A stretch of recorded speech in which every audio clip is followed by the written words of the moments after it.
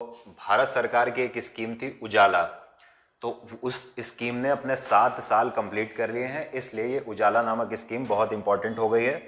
तो इस न्यूज़ में हम ये समझेंगे कि आखिर उजाला स्कीम है क्या। देखिए, इसमें कहा गया है गवर्नमेंट डिस्ट्रीब्यूट्स 36.78 करोड़ एलईडीज या लेट्स अंडर उजाला स्कीम। तो हमको इस न्यूज़ में समझना है कि जिस उजाला स्कीम ने 7 वर्ष कंप्लीट कर लिए हैं और सरकार कह रही है कि उस स्कीम के माध्यम से लगभग 37 करोड़ एलईडी बल्ब डिस्ट्रीब्यूट किए गए हैं, तो हम ये समझ लें कि आखिर ये स्कीम है क्या, इसका इतना इंपॉर्टेंस क्यों है। तो चलिए शुरू करते हैं, देखते हैं कि ये क्या है। देखिए, भारत सरकार ने 2015 में 2015 में एक स्कीम लॉन्च की थी और उस स्कीम का नाम क्या था। उस स्कीम का पूरा नाम याद रखने की कोई ज़रूरत नहीं है, बस आप उजाला याद रखिए। इस स्कीम का नाम, ये फुल फॉर्म लिखा हुआ है, Unnat Jyoti by affordable LEDs for all. क्या है उसका नाम?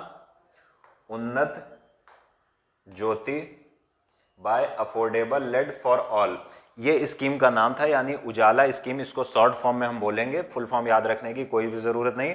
अब ये स्कीम 2015 में सरकार ने शुरू की थी और इसका मुख्य जो उद्देश्य था वो ये था कि सरकार इस स्कीम के माध्यम से, उजाला स्कीम के अंतर्गत, जो एलईडीज या एलईडी बल्ब थे उनको क्या करने वाली थी, उनको बहुत ही कम कीमतों पर डिस्ट्रीब्यूट करने वाली थी आम जनता को।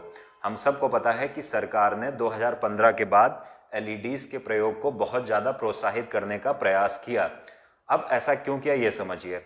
ज़्यादातर हम अपने घरों में CFL का यूज़ करते हैं, CFL और एलईडीज की, यानी लाइट एमिटिंग, और डी का मतलब होता है क्या, लाइट एमिटिंग बल्ब बोलते हैं इनको, पूरा नाम होता है एलईडीज यानी लाइट एमिटिंग बल्ब्स। तो अगर हम इसकी बात करें तो इन दोनों में, CFL में और एलईडी में अंतर यह है कि CFL बहुत ही ज़्यादा इलेक्ट्रिसिटी लेता है प्रकाश देने के लिए, और एलईडीज़ की बात करें तो CFL की तुलना में एलईडीज़ की एनर्जी एफिशिएंसी बहुत ज़्यादा होती है, या सिंपल शब्दों में कहूँ तो बहुत कम बिजली की खपत ये करता है।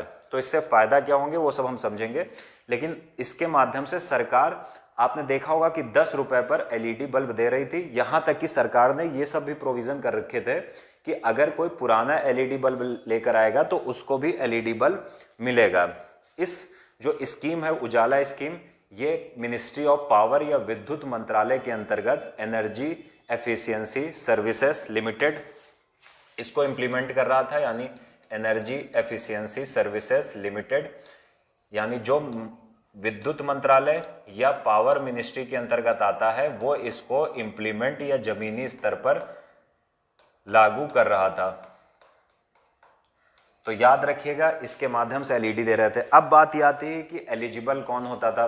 देखिए, प्रत्येक हाउसहोल्ड, प्रत्येक गृहस्थ जिनका मीटर कनेक्शन होता था, वो एलईडी बल्ब पाने के लिए, यानी 10 रुपए में एलईडी बल्ब पाने के लिए एलिजिबल थे। यानी अगर आपका मीटर कनेक्शन है तो आप जाओगे, आपको 10 रुपए में एलईडी बल्ब मिलेगा। बहुत ही सस्ती कीमत थी। एलईडी बल्ब के CFL की तुलना में 2 बड़े फायदे होते हैं। पहला, ये बहुत कम एनर्जी लेता है, बहुत कम इलेक्ट्रिसिटी लेता है। दूसरा, इसका जो टाइम पीरियड होता है वो CFL से बहुत ज़्यादा समय तक होता है। ये बहुत ज़्यादा इसका लाइफ साइकिल होता है। CFL इतने लंबे समय तक अपनी सेवाएं या सर्विसेज या लाइट नहीं दे पाता है।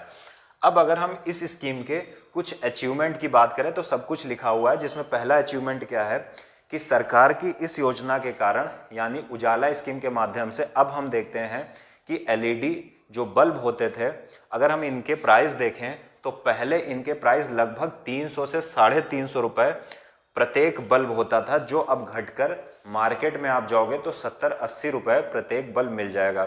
दूसरी सबसे इंपॉर्टेंट चीज़ क्या है कि मैं बार बार कह रहा हूँ कि ये जो एलईडी बल्ब हैं ये उससे कम एनर्जी लेते थे, यानी ये एलईडी बल्ब इलेक्ट्रिसिटी CFL की तुलना में कम कंज्यूम करते थे।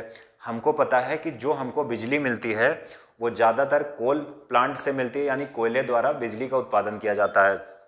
अब इसका मतलब ये हुआ कि अगर हम एनर्जी को सेव कर रहे हैं तो कम बिजली लगेगी, कम बिजली का प्रोडक्शन करना पड़ेगा, कोयला कम जलाना पड़ेगा। इससे कार्बन डाइऑक्साइड का एमिशन या उत्सर्जन कम होगा, इससे ग्लोबल वार्मिंग में कमी आएगी। साथ ही साथ इससे सरकार की उजाला स्कीम से मेक इन इंडिया को भी बढ़ावा मिला है। क्यों? क्योंकि पहले ऐसा कहा जाता था कि एलईडी बल्ब का इस स्कीम के शुरू होने के पहले जो भारत में प्रोडक्शन था वो लगभग 1 लाख था प्रत्येक महीने में। लेकिन जैसे ही सरकार ने उजाला स्कीम को लागू किया उसके पश्चात कहा जाता है लगभग 40 मिलियन बल्ब प्रति मंथ बनते हैं।